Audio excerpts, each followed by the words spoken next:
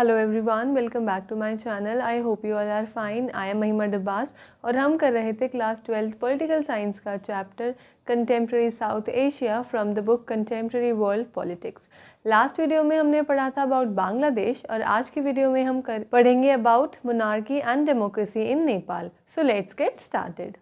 नेपाल एक हिंदू किंगडम था और उसके बाद वो बन गया एक कॉन्स्टिट्यूशनल मोनार्की और बहुत लंबे समय तक वह कॉन्स्टिट्यूशनल मोनार्की रहा था। कॉन्स्टिट्यूशनल मोनार्की का मतलब होता है कि वहाँ पर कॉन्स्टिट्यूशन तो प्रेजेंट है, मतलब कॉन्स्टिट्यूशनली फंक्शनिंग हो रही है कंट्री में, बट जितने भी पॉलिटिकल पावर्स हैं, यानी कि कंट्री को कैसे एडमिनिस्टर करना है, कैसे चलाना है, वो सारी की सारी पावर्स मोनार्की के हाथों में होंगी, यानी कि किंग के हाथों में होंगी। और इस कॉन्स्टिट्यूशनल मोनार्की के पीरियड में जितनी भी पॉलिटिकल पार्टीज़ थी और जो नेपाल के लोग थे वो चाहते थे कि उनकी एक मोर ओपन, यानी कि ज़्यादा ओपन गवर्नमेंट होनी चाहिए और रिस्पॉन्सिव गवर्नमेंट होनी चाहिए, यानी कि जो लोगों की एस्पिरेशंस हैं, नीड्स हैं, उनको रिस्पॉन्स कर सके और उसके अकॉर्डिंगली गवर्नमेंट काम कर सके। लेकिन किंग ने आर्मी की हेल्प से नेपाल में फुल कंट्रोल बना रखा था अपना, और जितनी भी जो थोड़ी बहुत डेमोक्रेसी थी उसको एक्सपैंड करने से बिल्कुल रोक रखा था। लेकिन 1990s के टाइम में नेपाल में बहुत सारे प्रो डेमोक्रेसी मूवमेंट्स होने लगे, जिसकी वजह से किंग ने एक नए डेमोक्रेटिक कॉन्स्टिट्यूशन को एक्सेप्ट कर लिया इन 1990। लेकिन जो डेमोक्रेटिक गवर्नमेंट थी, इनका जो टाइम स्पैन था वो बहुत ही शॉर्ट था, बहुत छोटा था और इनको बहुत सारी मुसीबतों का भी सामना करना पड़ा था।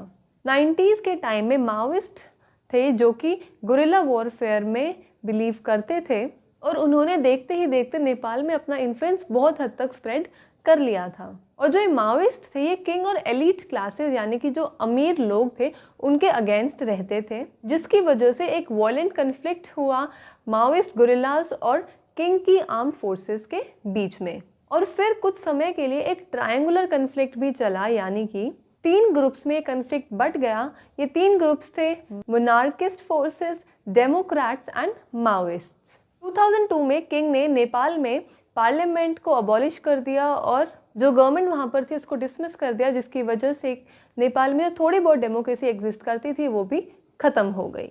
फिर अप्रैल 2006 में कंट्री वाइड प्रोटेस्ट हुए नेपाल में और बहुत सारे पॉलिटिकल ग्रुप्स ने मिलकर ये प्रोटेस्ट किए थे। इसमें आम आदमी जो थे नेपाल के, उन्होंने भी बहुत ही बढ़ चढ़ कर हिस्सा लिया था और इन लोगों को अपनी फर्स्ट मेजर विक्ट्री मिली जब किंग ने 2002 में पार्लियामेंट में हाउस ऑफ रिप्रेजेंटेटिव्स को डिसमिस कर दिया था, डिसॉल्व कर दिया था।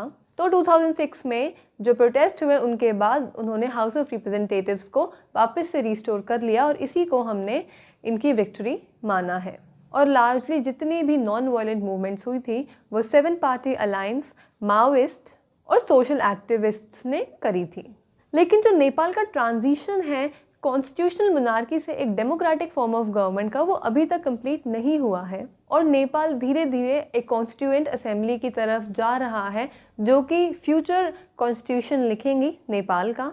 लेकिन कुछ सेक्शंस ऐसे हैं सोसाइटी के जो मानते हैं कि नेपाल में नॉमिनल मोनार्की तो होनी ही चाहिए, यानी कि कुछ नॉमिनल पावर्स किंग को देनी चाहिए। जैसे कि इंडिया में हम प्रेसिडेंट को एक नॉमिनल हेड मानते हैं, वैसे ही नेपाल चाहता है कि हम किंग को अपना नॉमिनल हेड माने, बट जो एक्चुअल पावर्स होंगी वो गवर्नमेंट के हाथों में ही होंगी।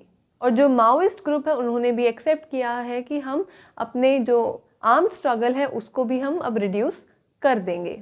और माओइस्ट ये भी चाहते हैं कि नेपाल अपने कॉन्स्टिट्यूशन में सोशल और इकोनॉमिक रिस्ट्रक्चरिंग के रैडिकल प्रोग्राम्स को भी इंक्लूड करें। लेकिन जो 7 पार्टी अलायंसेस में जितनी भी पार्टीज़ हैं वो सारी की सारी इस प्रोग्राम के साथ अग्री नहीं करती, यानी कि कुछ तो करती हैं अग्री, कुछ चाहती हैं कि कुछ रैडिकल प्रोग्राम्स कॉन्स्टिट्यूशन में इंक्लूड करने चाहिए जिससे कि नेपाल का सोशली और इकोनॉमिकली डेवलपमेंट हो सके, बट सारी पार्टीज इस चीज़ में अग्री नहीं करती।